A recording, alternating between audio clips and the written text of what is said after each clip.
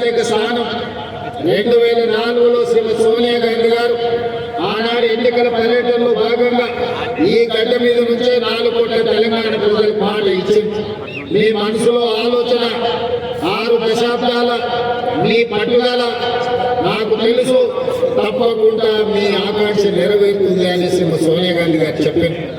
ఇచ్చిన మాట ప్రకారం ఎన్ని ఒడిదొడుకులు వచ్చినా, ఎన్ని అవాంతరాలు, ఎంతమంది అడ్డం పడ్డా తెలంగాణ రాష్ట్రాన్ని ఇచ్చి కరీంనగర్ గడ్డ మీద నుంచి తెలంగాణ ప్రజలకు ఇచ్చిన మాట శ్రీమతి సోనియా గాంధీ గారు నిలబెట్టుకున్నారు.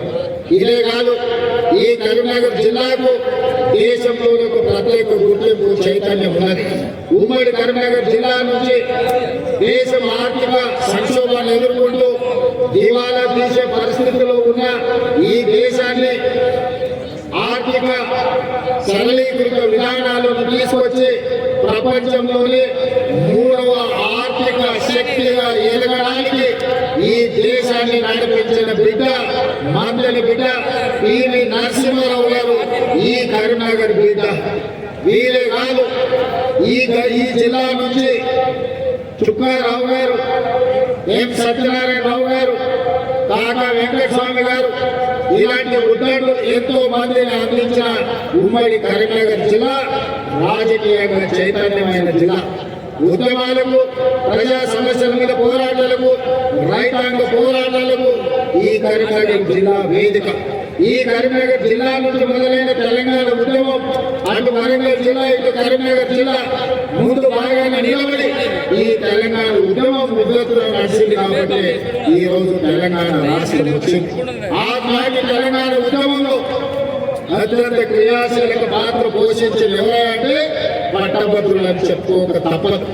ఆనాడు చదువుకున్న నిరుద్యోగ యువతి యువకులు తెలంగాణ రాష్ట్రం వస్తే మా సమస్యల పరిష్కారం, తెలంగాణ రాష్ట్రాన్ని సాధించాల్సిందే, తెలంగాణ రాష్ట్రాన్ని సాధించే వరకు మేము విశ్రమించబోము అని ఓటేసి తెలంగాణ రాష్ట్రాన్ని సాధించిన పట్టభద్రుల ఎన్నికలు ఈ రోజు మనం ఎదుర్కోబోతున్నాం. ఇంతకుముందు పెద్దలు జీవన్ రెడ్డి గారు చెప్పారు, 6 పార్లమెంట్లు, 42 అసెంబ్లీ నియోజకవర్గాలలో ఆనాడు జగ్గారెడ్డి గారు, శ్రీధర్ బాబు గారు ఇద్దరు తప్ప 40 నియోజకవర్గాలలో మనకు శాసనసభ్యులు లేకపోయినా మొదటి రౌండ్లోనే మొదటి ప్రాధాన్యత ఓట్లకు అత్యధిక మెజారిటీతో పెద్దలు జీవన్ రెడ్డి గారిని గెలిపిస్తే ఈ 6 సంవత్సరాలు ప్రశ్నించే గొంతుకై ప్రజా సమస్యల మీద కాలం చెప్పి మీ కరీంనగర్ ఆత్మ గౌరవాన్ని తెలంగాణ రాష్ట్రంలోనే పెద్దలు జీవన్ రెడ్డి గారు నిలబెట్టారు. మరి ఈ రోజు నేను అడుగుతున్న మిత్రులారా, ఈ రోజు మనకి 6 పార్లమెంట్లలో శాసనసభ్యులు ఉన్నారు, పార్టీ బలంగా ఉన్నది. ఈ రోజు మీరందరూ ఉన్నాక ఈ ఎన్నికల్లో మరి మనం గెలుస్తామా గెలవమా మీరు ఒకసారి ఆలోచన చేయండి.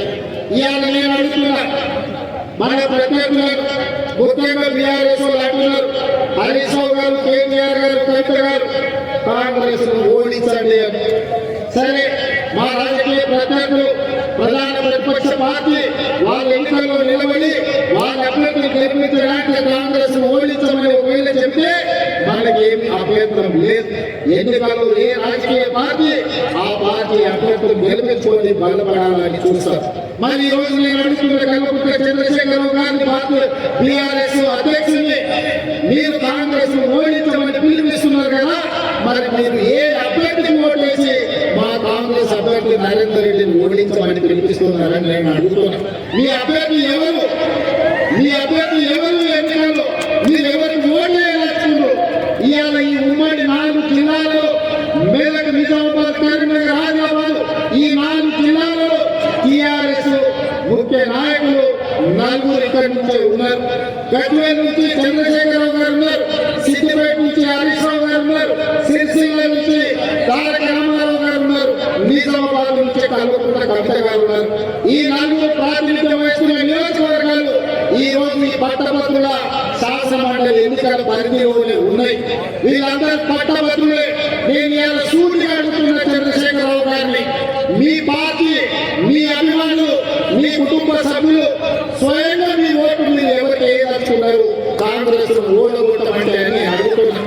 ఇలా హరీష్ రావు గారు, కేటీఆర్ గారు, కేసీఆర్ గారు, కవిత గారు రాబోయే పట్టభద్రుల ఎమ్మెల్సీ ఎన్నికల్లో మద్దతు ఎవరికి, మీరెవరికి మద్దతు ఇవ్వడానికి, ఎవరిని గెలిపించడానికి ఇవాళ కాంగ్రెస్ పార్టీని ఓడగొట్టమని అడుగుతున్నారని నేను అంటున్నా. 2023 డిసెంబర్లో మీరు అధికారం కోల్పోయింది. 2024 మే జూన్లో 8 పార్లమెంట్లలో మీ డిపాజిట్లు పోయినాయి. ఆ 8 పార్లమెంట్లు బీజేపీ గెలిచింది. ఇవాళ ఈ ఎన్నికల్లో మీకు అభ్యర్థి నిలబెట్టడానికి దొరకలేదా? ఈ రోజు మీరు అర్థం చేసుకోండి. పట్టభద్రుల విజ్ఞప్తి ఒక్కటే, బీఆర్ఎస్ బీజేపీ చీకటి ఒప్పందంలో భాగంగానే కేసుల నుంచి తప్పించుకోవడానికి, అరెస్టుల నుంచి కాపాడుకోవడానికి బీఆర్ఎస్ నాయకులు ఢిల్లీ ముందు సాగిలపడి తెలంగాణ ఆత్మ గౌరవాన్ని మోడీ కాళ్ళ దగ్గర తాకట్టు పెట్టి ఇవాళ కాంగ్రెస్ పార్టీని ఓడించాలని కంకర కట్టుకుని తిరుగుతున్నారు. 8 పార్లమెంట్లు బీజేపీ ఎక్కడెక్కడ గెలిచిందో ప్రతి పార్లమెంట్ లో బీఆర్ఎస్ డిపాజిట్ గల్లంతైంది. నేను అడుగుతున్న కేసీఆర్ ను, నీ పార్టీ డిపాజిట్ గల్లంతయ్యే బలహీనత ఈ రోజు తెలంగాణ రాష్ట్రంలో ఉందా? ఒకవేళ అదే నిజమైతే డిపాజిట్ పోగొట్టుకున్న మీరు ఎమ్మెల్యే ఉప ఎన్నికలు వస్తే ఉప ఎన్నికలలో అన్ని సీట్లు గెలుస్తామని మీరు అంటున్నారు. ఎమ్మెల్యే ఉప ఎన్నికలు ఎప్పుడు వస్తారు దేవుడేకు? ఇవాళ వచ్చిన ఎమ్మెల్సీ ఎన్నికల్లో మీరు పోటీ ఎందుకు నిలబడలేదని నేను చంద్రశేఖరరావు గారిని అడుగుతున్నా. నీ జాతీయ నీ మద్దతు కానీ ఈ గడ్డ మీద నుంచి చంద్రశేఖరరావు గారిని ప్రశ్నిస్తున్నా. మిత్రులారా, మీరు ఆలోచన చేయండి. జరుగుతున్న కుట్రను, చీకటి ఒప్పందాన్ని ఇవాళ మీరు అర్థం చేసుకోవాలని చెప్పి నేను మిత్రులకు విజ్ఞప్తి చేస్తున్నా. ప్రజాస్వామిక వాదులను ఆలోచన చెయ్యండి అని చెప్పి నేను ఈ రోజు విజ్ఞప్తి చేస్తున్నా. 10 ఏళ్ళు చంద్రశేఖరరావు ముఖ్యమంత్రి ఉన్నాడు, 12 ఏళ్ళ నుంచి నరేంద్ర మోడీ గారు ప్రధానమంత్రి ఉన్నారు. 10 ఏళ్ళు చంద్రశేఖరరావు చేయలేదు, 12 ఏళ్ళు నరేంద్ర మోడీ ఇవ్వలేదు. ఇవాళ కాంగ్రెస్ పార్టీ ప్రజా పాలనని మద్దతుతో 10 నెలలను పూర్తి చేసింది. నేను అడుగుతున్న ఈ వేదిక మీద నుంచి ముఖ్యంగా టీచర్లను 20 ఏళ్ళు మీ ప్రమోషన్ రాలే, 10 ఏళ్ళు మీ బదిలీలు జరగలే, 35,000 మంది టీచర్ల బదిలీలు, 22,000 మంది టీచర్ల ప్రమోషన్లు మా ప్రభుత్వం మొదటి సంవత్సరంలోనే ఇచ్చిందా లేదా? ఒకవేళ మనం ఇచ్చింది నిజమైతే మీ గుండెల మీద చెయ్యి పెట్టుకొని మా అభ్యర్థి నరేంద్ర రెడ్డిని గెలిపించాడు. ఒకవేళ మీ 35,000 మందిని బదిలీ చేయగలిగితే 22,000 మందికి ప్రమోషన్ ఇవ్వకపోతే మా కాంగ్రెస్ ఓటు వేయవలసిన అవసరం లేదు అని నేను వేదిక మీద నుంచి నేను విజ్ఞప్తి చేయవచ్చు. మిత్రులారా, 10 సంవత్సరాలలో చంద్రశేఖరరావు గారు పిఎస్సి పెట్టకుండా, టెట్ నిర్వహించకుండా, తండాలలో, గూడాలలో, మారుమూల పల్లెల్లో ఉన్న పాఠశాలని, సింగిల్ టీచర్ పాఠశాలని, దాదాపుగా 5 నుంచి 6,000 పాఠశాలను మూసేస్తే మా ప్రభుత్వం వచ్చిన తర్వాత మొదటి సంవత్సరంలోనే టెట్ పరీక్షలు, డిఎస్సి పరీక్షలు నిర్వహించి 11,000 మంది టీచర్ల నియామకాలను ఎంపీ స్టేడియంలో హైదరాబాద్ నడిగడ్డ మీద నియామక పత్రాలు ఇచ్చిన మాట నిజమైతే మీ గుండెల మీద చెయ్యి పెట్టుకొని మీరు కాంగ్రెస్ పార్టీకి మద్దతు ఇవ్వండి. ఒకవేళ 11,000 మంది టీచర్లకు మేము ఉద్యోగాలు ఇవ్వకపోతే మీరు మాకు ఓటు వేయవలసిన అవసరం లేదని మా టీచర్లు నేను ఈరోజు విజ్ఞప్తి చేస్తున్నాను. ఇదే కాదు, తెలంగాణ రాష్ట్రంలో ఉన్న ప్రభుత్వ ఉద్యోగస్తులు దాదాపుగా 5 లక్షల మంది పెన్షన్ ఉద్యోగాలు ఇచ్చే వాళ్ళు ఆనాడు 20వ తారీఖు వరకు ఎన్నడూ మీకు జీతం వస్తుందో, ఎప్పుడు మీ ఖాతాల పైసలు పట్టో మీకు తెలియని పరిస్థితి. పాల పైసలు, ఇంటికి రాయే పిల్లల చదువుల పైసలు కట్టుకోవడానికి అప్పులు తెచ్చి పట్టింటో ఉండాల అవమానకరమైన పరిస్థితుల్లో ప్రభుత్వ ఉద్యోగస్తులు ఉండే. నేను ఇవాళ తెలంగాణ ప్రభుత్వ ఉద్యోగస్తులను నేను అడుగుతున్నా, మీ గుండె మీద చెయ్యి పట్టుకొని మీరు ఒక్కసారి ఆలోచన చేయండి. అన్నం దిగేటప్పుడు మీ కుటుంబ సభ్యులతో మీరు మాట్లాడండి. మా ప్రభుత్వం వచ్చిన తర్వాత ప్రతి నెల మొదటి తారీఖు నాడు మీ ఖాతాలో మీ జీతాలు పడితే మీరు కాంగ్రెస్ పార్టీకి మద్దతు ఇవ్వండి. ఒకవేళ మీ ఖాతాలలో మేము జీతాలు వేయకపోతే మీరు మాకు ఓటు వేయవలసిన అవసరం లేదు. మీరు ఎవరికో చెప్పాల్సిన పని లేదు. మీరు ఎవరికి జవాబు ఇవ్వాల్సిన అవసరం లేదు. మీ ఆత్మను మీరే ప్రశ్నించుకోండి, మీరు ఆలోచన చేయండి అని ప్రభుత్వ ఉద్యోగస్తులకు ఈ 4 జిల్లాలో ఉన్న వాళ్ళకి నేను విజ్ఞప్తి చేస్తున్నాను. ప్రతి నెల మీ శ్రమ, మీ కష్టం మొదటి తారీఖు నాడు మీకు జీవిత భత్యాలు ఇవ్వాల్సిన బాధ్యత ప్రభుత్వానికి. కానీ చంద్రశేఖరం 10 సంవత్సరాలు తెలంగాణ రాష్ట్రంలో 20 తారీఖు వరకు విడతల వారికి మీకు జీతాలు ఇచ్చి మిమ్మల్ని అడుక్కునే వాళ్ళుగా తయారు చేసింది చంద్రశేఖరం కాదా? ఇవాళ మీ ఆత్మగౌరవం నిలబెట్టడానికి మీ జీత భత్యాలు 1వ తారీఖు నాడు ప్రభుత్వ ఉద్యోగస్తులకు వచ్చే పెన్షన్ 10 తారీఖు లోపల ప్రతి నెల క్రమం తప్పకుండా మీ ఖాతాలో మేము వేస్తున్నాం కదా. మీరు ఆలోచన చేసి విజ్ఞతతోని ఈ పట్టభద్రుల ఎన్నికల్లో మీరు ఓటు వేయాలని చెప్పి నేను వాళ్ళని అడుగుతున్నా. ఇవాళ నేను అడుగుతున్నా, ఐటీఐలు ఒకనాడు 1956 పెట్టిన ఐటీఐలు ఈ రోజు అక్కడ శిక్షణ తీసుకొని బయటకు వస్తే సర్టిఫికెట్ బయటకు వస్తున్నారు. వారికి శిక్షణ లేదు, సమాజంలో పార్టీలు ఇవ్వలేదు. అక్కడ డీజిల్ మెకానిక్ అని అంబాసిడర్ కార్లు రిపేర్ చేస్తే బయటకు వస్తే బెంచ్ కార్లు ఉన్నాయి. అంబాసిడర్ కార్లు 1 years నుంచి బెంచ్ కార్లు రిపేర్ ఎక్కడ చేస్తారు? ఇవాళ ఎలక్ట్రికల్, మెకానికల్, ఫిట్టర్, టర్నర్ ఇట్లాంటి ట్రైనింగ్ ఐటీఐలో ఉంటే ఆ ఐటీఐల ట్రైనింగ్ పొందిన సర్టిఫికెట్ తీసుకొని బయటకు వస్తే 4 తీసుకోవడానికి కూడా ఆ ఐటీఐ సర్టిఫికెట్ పనిచేస్తారు. అందుకే పెద్దలు శ్రీధర్రావు గారు నేను టాటా కంపెనీతో మాట్లాడి, రతన్ టాటా కుమారుడు చంద్రశేఖర్తో మాట్లాడి ఈ 65 ఐటీఐ తెలంగాణ రాష్ట్రంలో ఉన్న వాటిని అడ్వాన్స్డ్ టెక్నాలజీ సెంటర్లుగా 2,400 కోట్ల రూపాయలు ఖర్చు పెట్టి 2,100 కోట్ల రూపాయలు టాటా సంస్థ పెట్టుబడి పెట్టి ఈ ఐటీఐలను అప్గ్రేడ్ చేసి అడ్వాన్స్డ్ టెక్నాలజీ సెంటర్లుగా మార్చి వేలాది మంది నిరుద్యోగులకు క్రమశిక్షణ ఇచ్చి వాళ్లకు టాటా కంపెనీ ఉద్యోగాలకు తీసుకుంటామని చెప్పి ఒప్పందం చేసి ఆయన ఐటీఐలకు అప్గ్రేడ్ చేసి ఏటీసీలుగా మార్చాం. మేము మార్చింది నిజమైతే మీరు మాకు ఓటు వేయండి, మేము చెప్పింది అబద్ధమైతే మీరు మాకు ఓటు వేయాల్సిన అవసరం లేదని చెప్పి నేను ఈ సందర్భంగా అడుగుతున్నాను. మిత్రులారా, ఈ దేశ జనాభా 140 కోట్లు.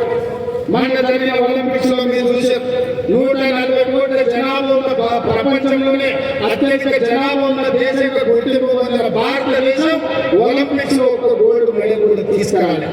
10 కోట్ల జనాభా ఉన్న సౌత్ కొరియా 32 మెడల్స్ తీసుకొచ్చుకున్నారు. నేను శ్రీధర్రావు గారు సౌత్ కొరియా స్పోర్ట్స్ యూనివర్సిటీకి అయితే ఒక యూనివర్సిటీ ఆ క్యాంపస్ వచ్చి 30 ఎకరాలు ఉంది. మీ శాతవాహన యూనివర్సిటీ వచ్చేసి 300 ఎకరాలు ఉంది. 30 ఎకరాలలో ఉన్న సౌత్ కొరియా స్పోర్ట్స్ యూనివర్సిటీలో 16 మెడల్స్ వచ్చినాయి. ఒక అమ్మాయి 3 గోల్డ్ మెడల్స్ తీసుకొచ్చింది. ఆశ్చర్యం. చిన్న దేశం 10 కోట్ల జనాభా ఉండి 32 మెడల్స్ తెచ్చి ఒకే ఒక అమ్మాయి 3 గోల్డ్ మెడల్స్ ఆదేశం చేస్తే 140 కోట్ల జనాభా 1 మెడల్ కూడా తీసుకురాలి. అందుకే ఆలోచన చేసి మట్టిలో మాణిక్యాలను వెలికి తీయాలి, సాగబట్టాలి, ఈ దేశ గౌరవ ప్రతిష్ట పెంచాలని యంగ్ ఇండియా స్పోర్ట్స్ యూనివర్సిటీని పబ్లిక్ ప్రైవేట్ పార్ట్నర్షిప్ లో పెట్టి ఈ దేశంలో ఉండే క్రీడాకారులను మారుమూల ప్రాంతాలలో ఉండే మట్టిలో మాణిక్యాలను వెలికి తీసి రాబోయే 2028 ఒలింపిక్స్ లో తెలంగాణ నుంచి గోల్డ్ మెడల్ సాధించడానికి యంగ్ ఇండియా స్పోర్ట్స్ యూనివర్సిటీని తెలంగాణ రాష్ట్రం తీసుకొచ్చింది. ఇదే కాదు, ఇవాళ ఇంజనీరింగ్ చదువుకున్న చూస్తున్నాం. సంవత్సరానికి 1,10,000 మంది ఇంజనీరింగ్ సర్టిఫికేట్లు తీసుకొని బయటకు వస్తుంది. బయటకు వస్తే వాళ్ళకి పని ఏదన్నా చెప్దామంటే ఇళ్ళ దగ్గర పనిచేస్తే మేస్త్రికి ఉన్న అవగాహన కూడా ఇంజనీరింగ్ గ్రాడ్యుయేట్ లేదు. ఇది చెప్పడానికి బాధ ఉంది, కొందరికి వినడానికి కష్టంగా ఉండొచ్చు. ఇది నిజమా కాదా మీకు అందరికీ తెలుసు. ఇవాళ మనం ఇంజనీరింగ్ స్టూడెంట్స్ ప్రతి సంవత్సరం 1,10,000 మంది ఇంజనీరింగ్ పట్టా సర్టిఫికెట్ తీసుకొని వస్తున్నారు. ఎంతమందికి నాణ్యమైన సాంకేతిక నైపుణ్యంలో మీరు ఆలోచన చేయండి. ఇవాళ లేకపోవడం వల్ల మనం ప్రపంచంతో పోటీ పడలేకపోతున్నాం. ఇంజనీరింగ్ చదువుకొని చిన్న పనులు చేయలేకపోతున్నాం. చదువుకు చేసే ఉద్యోగానికి పొందడం లేక ఎంతో మానసిక ఆవేదన చెందుతున్నారు. వాళ్ళ బాధ చూసి తల్లిదండ్రులు కుంగిపోతారు. అందుకే ఈ రోజు వాళ్ళకి శిక్షణ ఇవ్వాలి, సాంకేతిక నైపుణ్యం పెంచాలి, ప్రపంచ దేశాలతో పోటీ పడాలి అని యంగ్ ఇండియా స్కిల్స్ యూనివర్సిటీని భారతదేశంలోని మొట్టమొదటిసారి పోటీ పడే విధంగా ప్రపంచంతో ఈ రోజు యంగ్ ఇండియా స్కిల్స్ యూనివర్సిటీని తెలంగాణ రాష్ట్ర ప్రభుత్వం ప్రారంభించింది. యంగ్ ఇండియా స్కిల్స్ యూనివర్సిటీకి ఈ రోజు చైర్పర్సన్ ఆనంద్ మహీంద్ర కార్ల కంపెనీ ఓనర్, ఇవాళ యూనివర్సిటీకి chairman. Group of companies Reddy లాంటి శరమితో లాంటి అపోలో లాంటి హాస్పిటల్కి సంబంధించిన పెద్ద పెద్ద కార్పొరేట్ కంపెనీల డైరెక్టర్లను తీసుకొచ్చి ఈ బోర్డులో పెట్టి శిక్షణ వాళ్ళే ఇవ్వాలి, సిలబస్ వాళ్ళే ఇవ్వాలి, ఉద్యోగాలు వాళ్ళే ఇవ్వాలని 60 ఎకరాల యంగ్ ఇండియా స్పోర్ట్స్ యూనివర్సిటీని 600 కోట్ల రూపాయల కార్పొరేషన్ వేసి మేనేజ్మెంట్ మొత్తం వాళ్ళకి అప్పచెప్పి ఇవాళ తెలంగాణలో ఉండే లక్షలాది నిరుద్యోగ పట్టభద్రులకు శిక్షణ ఇచ్చి ప్రపంచ దేశాలకు పోటీ పడే విధంగా ఈ రోజు మనం నిర్ణయం తీసుకున్న మిత్రులారా, ఇది ఒక రెవల్యూషన్, ఇది ఒక విప్లవం. ఇలాంటి మార్పులు వేస్తున్న సందర్భంలో ఈ రోజు మనకు ఓటు వేయటాడు. నేను అడుగుతున్నా, స్పోర్ట్స్ యూనివర్సిటీ కానీ స్కిల్స్ యూనివర్సిటీ కానీ చేసింది నిజమైతే పట్టభద్రులు మాకు ఓటు వేయాలి. నేను చెప్పింది అబద్ధమైతే నేను ఎవరికి ఓటు వేస్తున్నా నాకు అభ్యంతరం లేదు.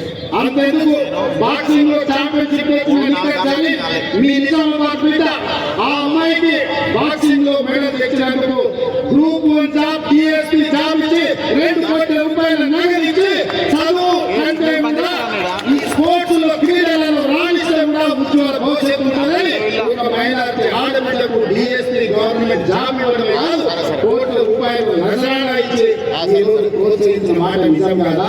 సిరాజ్ క్రికెట్ లో వరల్డ్ కప్ సాధించడంలో హైదరాబాద్ కు సంబంధించిన యువకుడు వరల్డ్ క్రికెట్ కప్ సాధించడంలో క్రియాశీలక పాత్ర పోషించారు.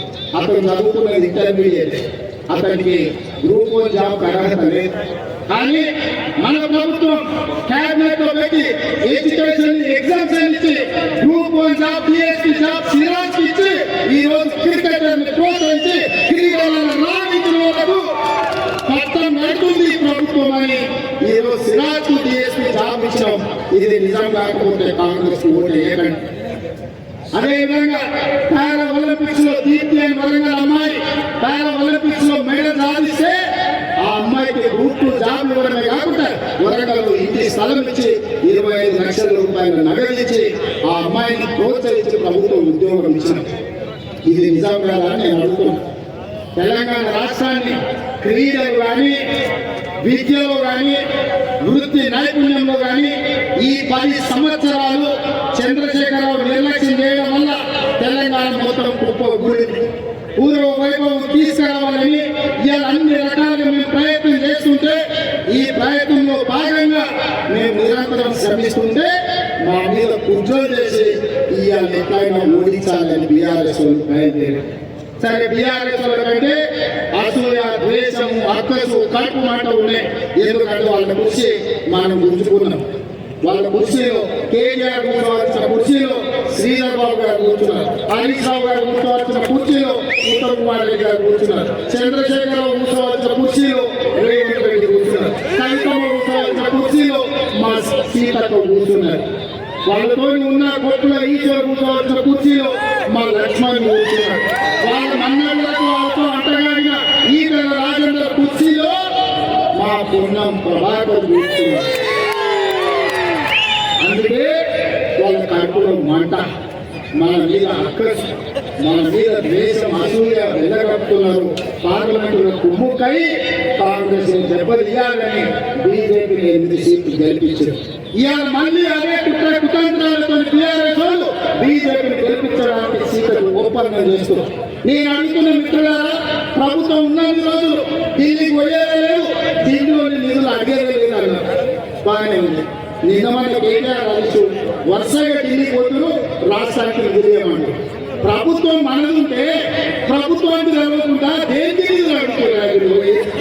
చీకట్ల కాలు పట్టుకొని పొద్దుకుంటేనేమో కార్యక్రమం ఫోటోలు దిగుతారు. ఎందుకంటే ఈ సంగతి బయటపడితే ఈ గూడుకుంటాయని తెలంగాణ ప్రజలకు అర్థమవుతుంది. ఇవాళ ఈ విధంగా కుట్రలు చేస్తూ ఇవాళ పట్టభద్రులు చదువుకున్న వాళ్ళకి ఇది మరి రైతుల గురించి నేను అడగదలుచుకున్నాను. 2014లో ₹1,00,000 రుణమాఫీ, 4 విడతలన్నాడు, మిత్తి నేనే కట్టాను. లాస్ట్ మొత్తం అప్పుల కుప్పై కలిసి మూపడై రైతులు ఆత్మహత్యలు చేసుకున్నారు. 2018లో మళ్ళీ అదే మాట మాట్లాడి, కానీ 2023 వరకు ఆయన చెల్లించింది 11,000 అయితే 11,000 కోట్లు అయితే 8,500 కోట్లు మిత్తికే పోయినాయి. అసలు కట్టింది 3,500 కోట్లు. కానీ ఈ రోజు ఇచ్చిన మాట ప్రకారం 25,50,000 రైతు కుటుంబాలకు 21,000 కోట్ల రూపాయలు మొదటి సంవత్సరంలోనే రైతు రుణ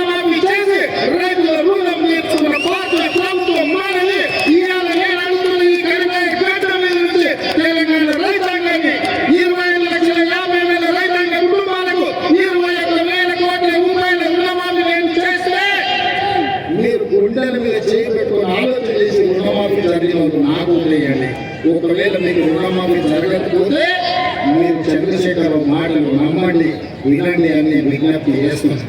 ఎన్నికలు అడ్డం పెట్టుకొని రైతు బంధువులు ఎటువంటి కేసీఆర్ మారిపోతే ప్రభుత్వం ఏర్పడిన తర్వాత జగన్ నుంచి మార్చి లోపల రైతు బంధు ఆయన పారిపోయి వదిలేస్తే 7,625 కోట్లు ప్రభుత్వం వచ్చిన ఏమనే రైతు బంధు పథకం పైసలు మీ ఖాతాలో వేయలేదా?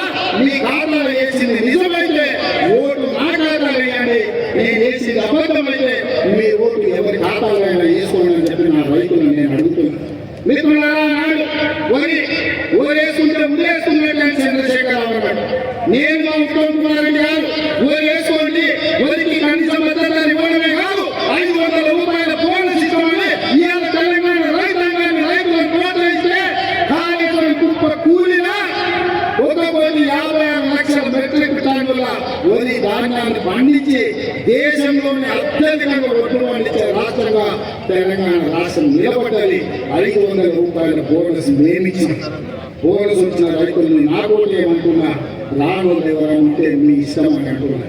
ఇదే కాదు, ఆనాడు కళ్ళాల రైస్ మిల్లుల రైతు ధాన్యం తీసుకపోతే తాళి పేరు మీద, తౌడు పేరు మీద, తాళి పేరు మీద, తడి పేరు మీద తుట్టి 10 కిలోలు తీసేది. మన ప్రభుత్వం వచ్చాక 1 కిలో అయినా తీసుకున్నా మీరు ఆలోచన చేయండి. ఆనాడు తడి ఉందనో తాగుందనో క్వింటాల్ 10 కిలోలు కొట్టి టీఆర్ఎస్ నాయకులు పంచుకొని 10 కిలోలు అంటే దాదాపుగా 200 ప్రతి సంవత్సరం కోటి క్వింటాల పైన కొంటే 8,000 కోట్ల రూపాయలు అయిన లెక్క కట్టుంది. ఈ లెక్కన రైతు బంధువులు ఇచ్చిన దానికంటే తాగు మీద కొట్టేసింది అంతకంటే ఎక్కువ. అది వాళ్ళ చరిత్ర. ఇవాళ ఒక్క రైతు దగ్గర నన్ను తుట్టి తీసినామా మేము? ఇవాళ రైతులు పండించిన పంటకు గిట్టుబాటు ధర ఇచ్చి కల్లాలోనే కుప్పలకాంచే పంటలు కొని 3 రోజుల్లోనే మా ఉత్తమ్ కుమార్ రెడ్డి గారి నిధులు మీ రైతుల ఖాతాలో వేసిన మాట నిజం కాదా? ఇవాళ రైతులు నేను అడుగుతున్నా, మీ పంటకు గిట్టుబాటు ధరనే కాదు, మీ పంటకు బోనస్ ఇచ్చిన నాకు ఓటేస్తారా, లేకపోతే ఒరేసుకుంటే ఉరేసుకోమని మాటలు విని మీరు ఎవరికైనా ఓటేస్తారా? ఇవాళ మీరు ఆలోచన చెయ్యండి అని చెప్పి నా రైతాంగ సోదరులను నేను అడుగుతున్నా. ఇవాళ కట్టిన కాలేజీలో 1,00,000 కోట్లు ఖర్చు పెట్టి 12 మంది వేస్తే కుక్కతో తగిలి కూలిపోయిందంటే ఎక్కడికి 1,00,000 కోట్లు ఖర్చు పెట్టిన కాళేశ్వరం కట్టుడేదో కూలు లేదు 3 ఏళ్ళ ఈ విచిత్రం ఎప్పుడైనా ఇన్నారా చూసిందా అని నేను అడుగుతున్నప్పుడు వచ్చిన మిత్రులు. అట్లాంటి దుర్మార్గుడు ఇవాళ కాంగ్రెస్ పార్టీని ఓడిపోతామని అడుగుతున్నాడు. నేను అడుగుతున్నా మిమ్మల్ని, ఏ పాపం చేసిన కాంగ్రెస్ ఓడిపోతామంటూ 10 ఏళ్ళు చేసిన నువ్వు దుర్మార్గాలు, 12 ఏళ్ళు నరేంద్ర మోడీ చేసిన నిర్లక్ష్యం ఇవాళ మమ్మల్ని 10 నెలలనే ఏం చేయలేదని ఎట్లా అంటారని నేను అడుగుతున్నా. ఇవాళ తెలంగాణ సమాజాన్ని 200 యూనిట్ పేదల ఇంటికి 50 లక్షల కుటుంబాలకు ఉచితంగా విద్యుత్ ఇస్తున్నామా లేదా? రైతులకు 24 గంటల కరెంటు ఉచితంగా ఇస్తున్నామా లేదా? 500 రూపాయలకే సిలిండర్ ఇస్తున్నామా లేదా? 10 లక్షల రూపాయల రాజు వాళ్ళకేసి మీకు ఇస్తున్నామా లేదా? 21,000 కోట్ల రూపాయల రైతు రుణమాఫీ చేసింది మేము కాదా? 500 రూపాయల బోనస్ ఇచ్చిన ప్రభుత్వం మాది కాదా అని నేను మిత్రులను అడుగుతున్నాను. ఇదే కాదు మిత్రులారా, 55,163 ఉద్యోగాలను మీకు ఇచ్చిన మాట నిలబెట్టుకున్న మొదటి సంవత్సరంలోనే ఈ దేశంలో ఏ రాష్ట్రం చెయ్యలేదు. నేను సవాలు విసురుతున్నా, ఏ రాష్ట్రంలోనైనా ఇన్ని ఉద్యోగాలు ఇస్తే మా నరేందర్ రెడ్డి మేము ఓట్లే అడగమని చెప్పి నేను ఈరోజు సవాలు విసురుతున్నా. వీళ్ళు ఏ రకం ఉంటే సందేహ సడే మీదాక సందేహం అయితే ఇప్పుడు వీళ్ళకి పట్టంగా అంటుంది. మా పొన్నం మీరు ఒకసారి మంత్రి చేస్తే తెలంగాణ తెచ్చింది. 2009లో పొన్నం మీరు ఒకసారి మంత్రి చేస్తే మా ప్రభుత్వానికి, మా నాయకత్వానికి కూడా, మా నాయకత్వ ప్రజల కోరిక ఇది తెలంగాణ ఇచ్చి తీరవచ్చిన పార్లమెంట్ ని సంపింపజేసి పొన్నం ప్రభాకర్ తెలంగాణ తీసుకొచ్చినాక ముందు బాగా నిలబడ్డారు. మరి సంజయ్ 2 సార్లు ఎంపీ అయింది, ఇప్పుడు కేంద్ర మంత్రి సిల్లి గవర్నర్ తెచ్చిన అని సంజయ్ గారిని నేను అడుగుతున్నా, ఏం తెచ్చినామని అడుగుతున్నా. ఉత్తర చేతులు వచ్చి మాట్లాడు తప్ప ఏం తెచ్చినావు సంజయ్ గారు? హైదరాబాద్ మెట్రో తెచ్చినవా? మూసీ నదికి నీళ్లు తెచ్చినవా? నిధులు తెచ్చినవా? లేకపోతే సమైక్య సాధనకు నీళ్ల మంజూరు తీసుకొచ్చినవా? సీతారామ ప్రాజెక్టుకు నీళ్ల మంజూరు తీసుకొచ్చినవా? పాలమూరు రంగారెడ్డి ఎత్తిపోతలకు నీళ్లు మంజూరు తీసుకొచ్చినవా? లేకపోతే నిధులు తీసుకొచ్చినవా, ఏమి తీసుకొచ్చినావు సంజయ్ గారు అని నేను అడుగుతున్నాను. ఏమి లేదు కానీ 8 పార్లమెంట్ సీట్లు ఇచ్చి 8 అసెంబ్లీలు ఇస్తే మా నరేంద్ర మోడీ పెద్ద బీసీ, నేను చిన్న బీసీ అంటారు. ఓకే, అదేమి చేయలే. కొన్ని బీసీల లెక్కలను వేసినారా పెద్ద బీసీ చిన్న బీసీ కలిసి 100 ఏళ్ళు 1931లో తెలంగాణ ఉన్నప్పుడు బీసీ కులగణన జరిగితే 2025 వరకు దాదాపు 100 సంవత్సరాల బలహీన వర్గాల లెక్కలు చేసిన ప్రధానమంత్రి గారు, ముఖ్యమంత్రి గారు ఎవరు లేరు. మీ సోదరుడు రేవంత్ రెడ్డి మొదటి సంవత్సరంలోనే, మీ సోదరుడు రేవంత్ రెడ్డి మొదటి సంవత్సరంలోనే దేశంలో ఏ ముఖ్యమంత్రి ఏ ప్రధానమంత్రి చేయని సాహసం చేసి బలహీన వర్గాల లెక్క చేసి 56.33% బీసీల లెక్కలు ఉన్నదని నేను చెప్తే ఇవాళ బండి సంజయ్ గారు నేను ఓడగొట్టామంటారు. ఎందుకు ఓడగొట్టాలన్నా? ఈ దేశంలో ఎప్పుడు జరగని బీసీల లెక్కలు తెచ్చిన ఓడగొట్టాలన్నా? బీసీ లెక్కలు ఎందుకు తెచ్చిన నేను? నా నాయకుడు రాహుల్ గాంధీ గారు చెప్పిండు లెక్క తేల్చాల్సింది అన్నాడు. ఆయన మాట విని నేను, మా మిత్రుడు పట్టి విక్రమార్క గారు, ఉత్తమ్ కుమార్ రెడ్డి గారు, మహేష్ గౌడ్ గారు, పొన్నం ప్రభాకర్ గారు పక్కగా లెక్క తెచ్చి బీసీలు 56.33% ఉందని మేము సవాలు విసిరినాం నరేంద్ర మోడీకి. ఇప్పుడు జనగణన నేను చేస్తా అంటున్నావు కదా, జనగణన కులగణన చెయ్యి, నా లెక్క తప్పని తేజు మేమందరం ముక్కు నేలకు రాయడానికి సిద్ధంగా ఉన్నాం. లేని లెక్కలు కాకి లెక్కలు చూపించి చంద్రశేఖరరావు చెప్పిన లెక్కలను నమ్మి కిషన్ రెడ్డి బండి సంజయ్ ఇవి వద్దు అంటున్నాడు. ఎందుకు వద్దంటున్నా అంటే వాళ్ళ పెద్ద బీసీ మోడీ ఈ కుల లెక్కలు వద్దంటున్నాడు కాబట్టి కిషన్ రెడ్డి బండి సంజయ్ వద్దంటున్నాడు. మా నాయకుడు రాహుల్ గాంధీ లెక్కలు చేయమన్నాడు కాబట్టి నేను, మా మహేష్ గౌడ్ లెక్కలు చేశాను. ఇంతే తేడా. ఇవాళ ఎస్సీల లెక్క వేసినాం, బీసీల లెక్క వేసినాం, ఓసీల లెక్క వేసినాం, ఎస్టీల లెక్క వేసినాం, మైనారిటీల లెక్క వేసినాం. ఇక మైనారిటీల కాకపోతాం. బండి సంజయ్ అంటూ మైనారిటీలను తీసుకొచ్చి బీసీల కట్టాడు, అందుకే మేము ఎక్కువ ఒప్పుకోమని. మిత్రులు బండి సంజయ్ నేను ఒక విజ్ఞప్తి చేయాలి. ఆయన కేంద్ర మంత్రి. ఒకవేళ ఆనాటి కరీంనగర్ మున్సిపల్ కార్పొరేటర్ గాను లేకపోతే ఉత్త పార్లమెంట్ సభ్యుడిగా మాట్లాడితే అవగాహన ఉందో లేదో పర్వాలేదు, మిత్రుడికి కలిసినప్పుడు చెప్తామని. ఇవాళ కేంద్ర మంత్రులకు ఐఏఎస్ అధికారులను ఇస్తారు. ఎందుకంటే అన్ని సబ్జెక్ట్స్ మీద మాకు అవగాహన ఉండకపోవచ్చు. మా సెక్రటేరియట్ బిజినెస్ రూల్స్ ప్రకారం చదువుతున్న ఐఏఎస్ ఐపీఎస్లను సివిల్ సర్వీస్ సర్వెంట్ మాకు ఇస్తారు. మాకు అవగాహన కల్పించడానికి, మాకు ఫైల్స్ రాసి పెట్టడానికి. బండి సంజయ్ గారికి సూచన విజ్ఞప్తి చేసిన ఈ సెక్రటేరియట్ ఆఫీసర్లను అందరిని అడుగు, బీసీల ముస్లింలను మేం చేసినా లేకపోతే 1979లో మండల్ కమిషన్ బీసీల ముస్లింలను చేసిందా లేదా నేను సవాలు విసురుతున్నా. టూరేట్లో కానీ, నూరు భాష కానీ, లేకపోతే తుర్క మండలి కానీ, తుర్క చాకలి కానీ ఇట్లా 29 ముస్లిం కులాల మండలి కమిషన్ బీసీల 1979లోనే చేర్చిందా లేదా మీ అధికారులను అడుగు సంజయ్ గారు. అజ్ఞానంతో మాట్లాడుతున్నారు కేంద్ర మంత్రి.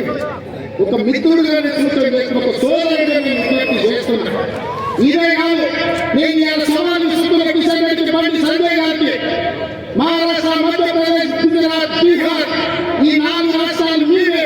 గుజరాత్ రాష్ట్రం మీ మోడీ గారు 25 ఏళ్ళ నుంచి ఏతనే ఉన్నాడు. అదే గుజరాత్ లో 29 ముస్లిం కులాలు బీసీ రిజర్వేషన్ ఈ రోజు అనుభవిస్తున్నాయి. ఈ రోజు గుజరాత్ లో 39 ముస్లిం ఉప కులాలు బీసీ రిజర్వేషన్ ఈ రోజు అనుభవిస్తున్నాయా లేదా? మీ మహారాష్ట్ర, మీ ప్రభుత్వం ఉన్న రాష్ట్రంలో 26 ముస్లిం ఉప కులాలు ఈ రోజు బీసీ రిజర్వేషన్ అనుభవిస్తున్నాయా లేదా? మధ్యప్రదేశ్, బీహార్ ఏ రాష్ట్రమైన పోదా మిత్రమా? మీ ప్రభుత్వాలన్నా, మీరేలుతున్న రాజ్యాలన్నా ఈ రోజు ముస్లింలు ఎంపీసీలుగా, బీసీలుగా బీసీ రిజర్వేషన్ అనుభవిస్తుంటే నరేంద్ర మోడీ గారు 2022-23 ఎన్నికల సందర్భంగా 70 ముస్లిం బీసీ నేను చేర్చినా నేను ప్రచారం చేసుకోలేదని మీ పెద్ద బీసీ మోడీ గారే స్వయంగా చెప్పిండు. మీకు కావాలన్నా ఇంటర్వ్యూ నేను పంపిస్తాను మిత్రమా. మా మీద రోజు మమ్మల్ని తప్పు పట్టి మొత్తం బీసీలకే ద్రోహం చేయాలనుకుంటున్నావా? ఇవాళ ఈ లెక్క ఏంటి? బీసీలకు 42% రిజర్వేషన్ ఇవ్వాలని అసెంబ్లీలో బిల్లు చేసి కేంద్ర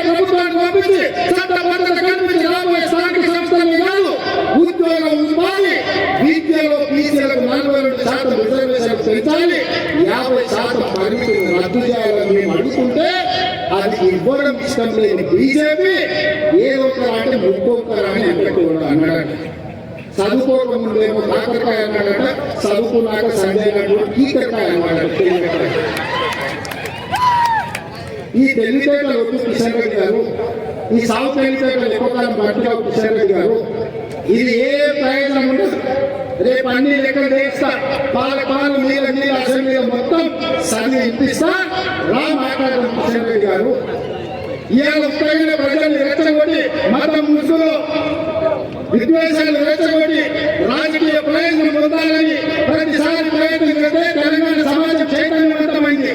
తెలంగాణ సమాజం ఎదిగో బుద్ధిలో కాదు నువ్వు చెప్పే అబద్ధాలు నమ్మడానికి.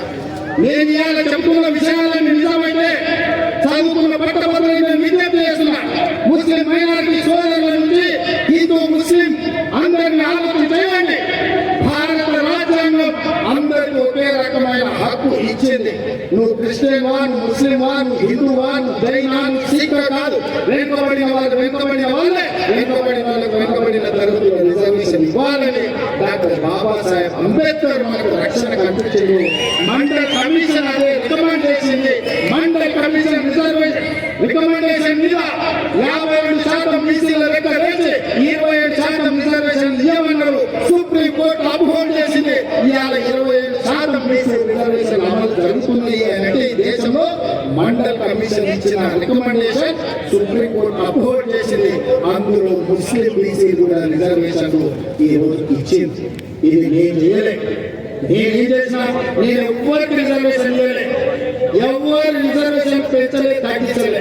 నేను లెక్క తెచ్చిన బీసీలలో ఉన్న ఏ గ్రూప్ వాళ్ళు ఎంతమంది, బీసీలలో ఉన్న బి గ్రూప్ వాళ్ళు ఎంతమంది, బీసీలలో ఉన్న సి గ్రూప్ వాళ్ళు ఎంతమంది, బీసీలలో ఉన్న డి గ్రూప్ వాళ్ళు ఎంతమంది, బీసీలలో ఈ గ్రూప్ లో ఉన్న వాళ్ళు ఎంతమంది ఉన్నారని లెక్కలు తెచ్చి తెలంగాణ సమాజానికి చూపించిన 100 ఏళ్ల నుంచి మా బలైన వర్గాల సోదరులు అడుగుతున్నారు.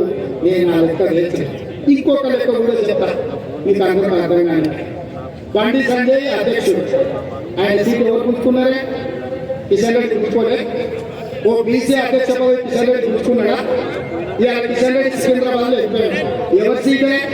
బండారు దత్తాత్రేయ. ఆయన బీసీ కాదా? ఆ బీసీ సీటు ఆ బీసీ కేంద్ర మంత్రి పుచ్చుకున్నది కిషన్ రెడ్డి కాదా? ఒక బీసీ అధ్యక్షుడు ఓర్వలేక బండి సంజయ్ తిప్పి కిషన్ రెడ్డి ఎక్కాడు. ఒక బీసీ బండారు దత్తాత్రేయ ఎంపీగా కేంద్ర మంత్రి ఉంటే ఆ బీసీని దించి కిషన్ రెడ్డి కూర్చేది. కానీ మీ సోదరుడు రేవంత్ బీసీ అధ్యక్షుడు ఉంటే దిగి ఎవరికి ఇచ్చిందే? మహేష్ గౌడ్కి ఇచ్చింది. నేనా నువ్వు ఆ బీసీల పక్షపాతాన్ని అడుగుతున్నాను. నా కుర్చీ నా తర్వాత ఒక బలైన వర్గాలకు మహేష్ గౌడ్ మిత్రుడికి కాంగ్రెస్ పార్టీ కార్యకర్త మీరు అధ్యక్షుడు చేశాం. క్రమశిక్షణ కలిగిన బండి సంజయ్, బండారు దత్తాత్రేయం ఇద్దరిని మాటలు కలిపి గంటలు రోజు కిషన్ రెడ్డి గారు 2 కుర్చీలు కూర్చోబెట్టి కిషన్ రెడ్డి కూడా బీసీల గురించి మాట్లాడతారు. ఇది ఆయనకు రేవంత్ రెడ్డి ఉన్న తేడా. ఎందుకంటే మా నాయకుడు రాహుల్ గాంధీ బలైన వర్గాలకు న్యాయం చేయాలనుకుంటున్నాడు. వాళ్ళ నాయకుడు నరేంద్ర మోడీ గారు బీసీలకు అన్యాయం చేయాలనుకుంటున్నారు. కాబట్టి కింద ఈ వ్యవస్థలు ఇక్కడ పనిచేస్తున్నాయి. ఇక వీళ్ళని పక్కన పెట్టి మా దళిత సోదరులు మాదిగ ఉపకులాలు ఈ వేదిక మీద శాసనసభ్యులు ఉన్నారు కానీ వర్గీకరణ మాత్రం చేయలే. నరేంద్ర మోడీ విశాఖలో కృష్ణమాదిగ తగ్గిపోయింది కానీ పార్లమెంట్ లో సుప్రీం కోర్టు ఆదేశాలు ఇచ్చిన మాదిగ ఉపకులాల వర్గీకరణ కోసం పార్లమెంట్ లో బిల్లు పెట్టలే. నరేంద్ర మోడీ చట్టం చేయలే. కానీ మీ రేవంత్ అన్న సుప్రీం కోర్టు ఇచ్చిన గంటలో అసెంబ్లీలో మాట ఇచ్చి సంవత్సరం తిరిగే లోపల మాదిగ ఉపకులాల